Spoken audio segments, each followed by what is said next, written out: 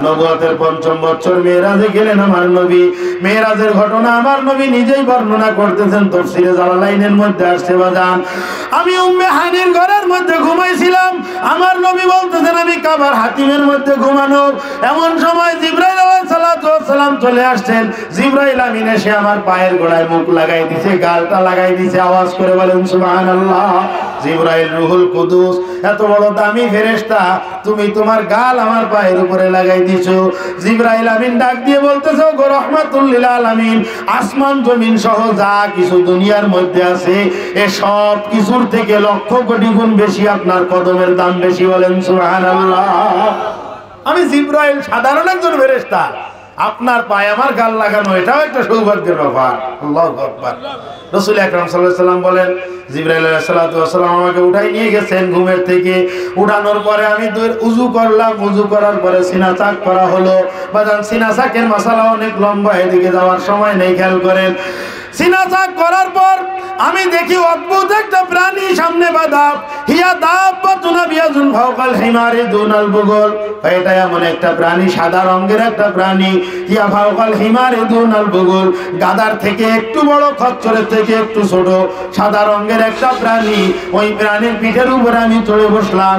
ওই যে ওই প্রাণীটার গতি কত বেশি, ওই প্রাণীটা চোখের দৃষ্টিসীমা যেখানে, ওয়াজাউ কদামাহু মুনতাহা বাসরিহি, তাফসীরে জালালাইনের বর্ণনা অনুযায়ী ওর চোখটা যেখানে পড়ে সেখানে পাও রাখে।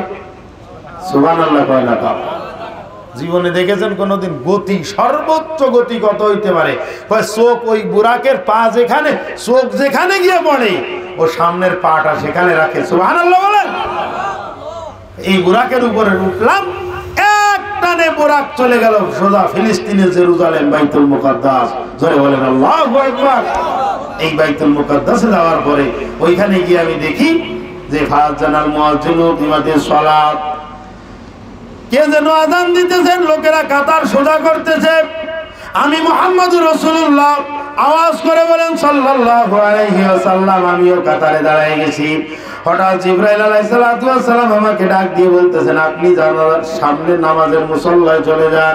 আজকের নামাজের জামাতের ইমামতি আল্লাহ পাক রব্বুল আলামিন আপনার কপালে বরাদ্দ করেছেন। ধরে বলেন সুবহানাল্লাহ।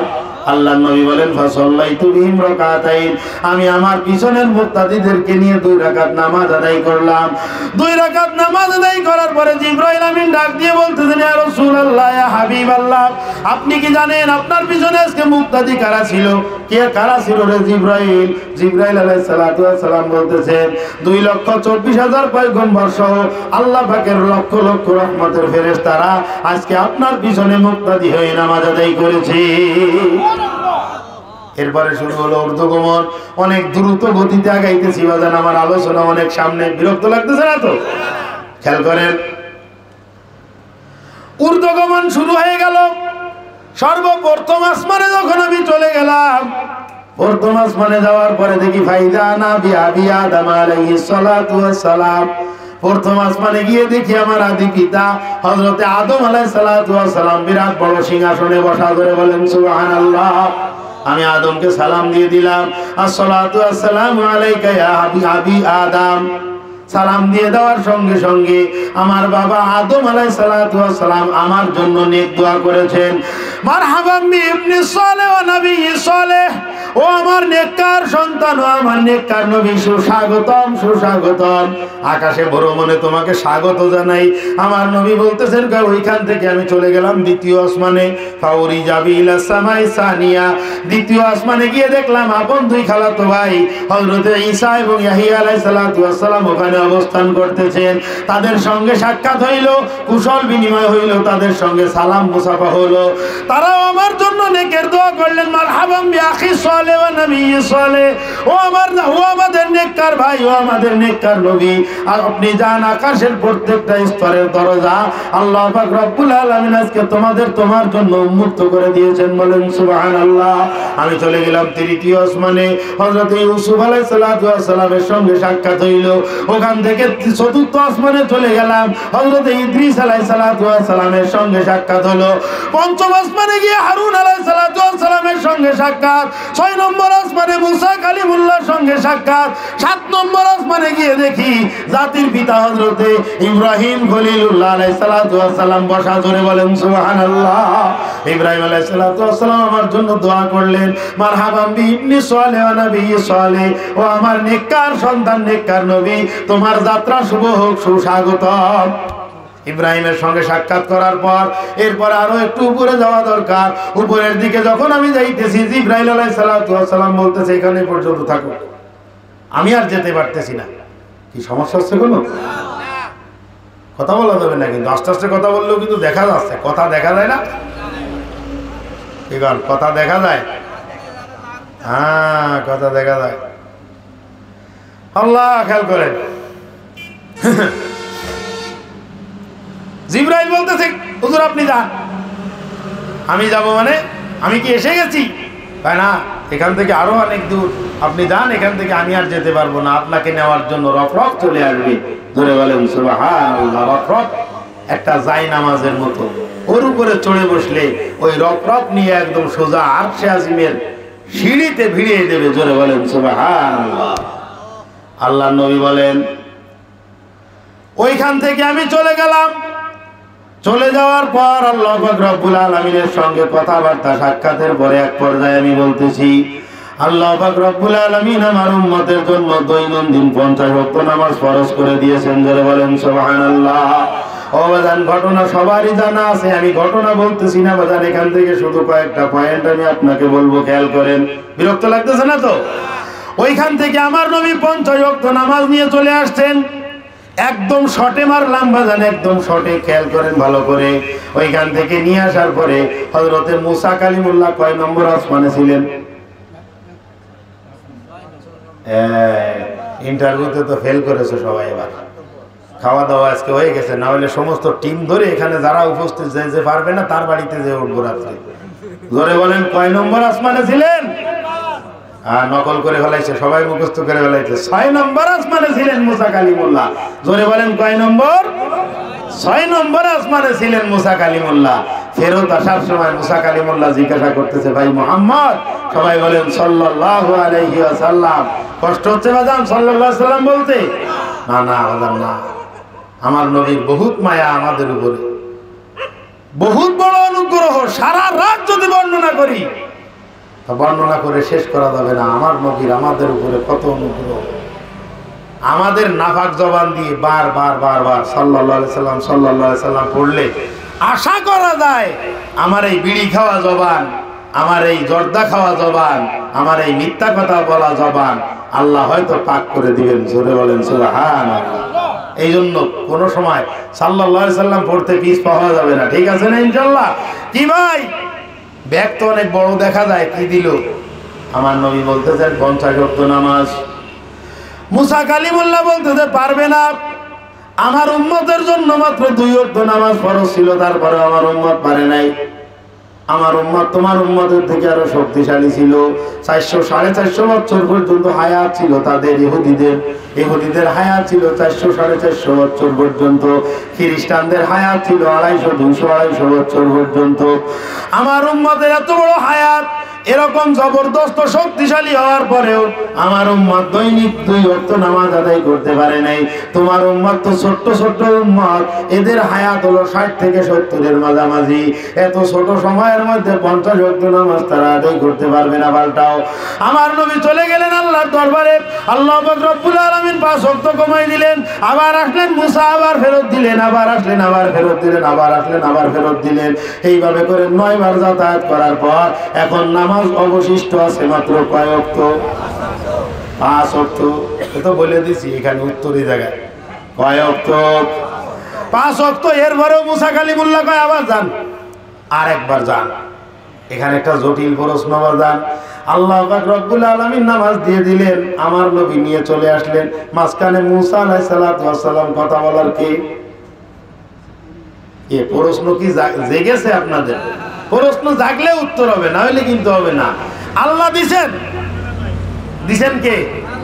মুখস্থ করেন, দিছেন কে? নিছেন কে? নবী। দিছেন আল্লাহ, নিছেন আমার নবী।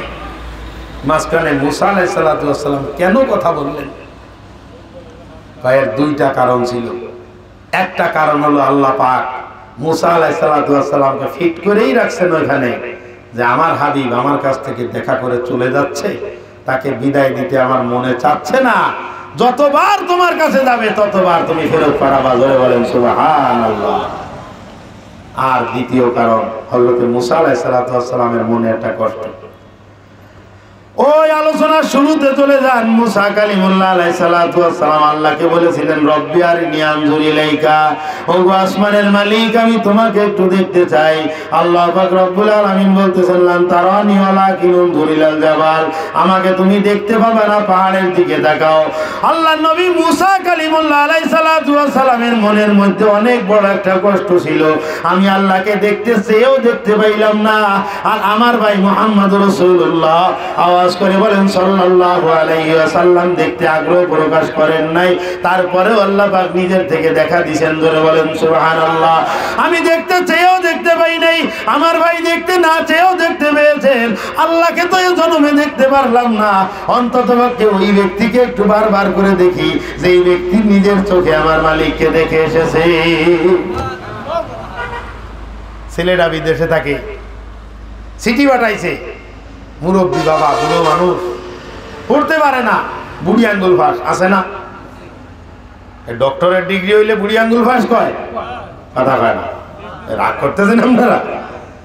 বুড়ি আঙ্গুল ফাঁস মানে কি? সই করতে পারে না, কলম আগায় দিলে আঙ্গুল নিয়ে যায়।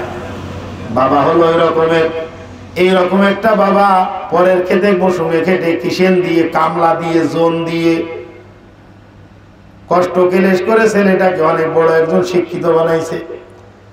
ছেলেটা ঢাকা শহরে থাকে, টেলিফোনের জমানা না, চিঠি লিখেছে, চিঠিটা নিয়ে আসছে। ইমাম সাহেব হুজুর আমার ছেলে চিঠিটা একটু পড়ে দেন। ইমাম সাহেব চিঠিটা পড়ে দিছে একবার। সেই বাপ একদম এরকম করে চিঠি পড়া শুনতেছে, একদম ধ্যান হয়ে গেছে। ও কাকা হয়ে গেছে তো পড়া? ও হ্যাঁ হুজুর আরেকবার একটু পড়বেন। কথা বল, মিথ্যে কথা বলতেছি বাবা, হুজুর আরেকবার একটু পড়বেন। ইমাম সাহেব আরো একবার পড়েছে মনে করেন, আবার এরকম কাকা ধ্যান হয়ে বসে শুনতেছে, হুজুর আরেকবার একটু পড়বেন। আরে কাকা একই চিঠি কয়বার বলে, তো মুখস্থ হয়ে গেছে আমার, ও লিখেছে, ও খুব ভালো আছে, কোনো সমস্যা নেই, ওর জন্য কোনো দুশ্চিন্তা করে না, এবার হুজুর মুখস্থ বলে দেবে না?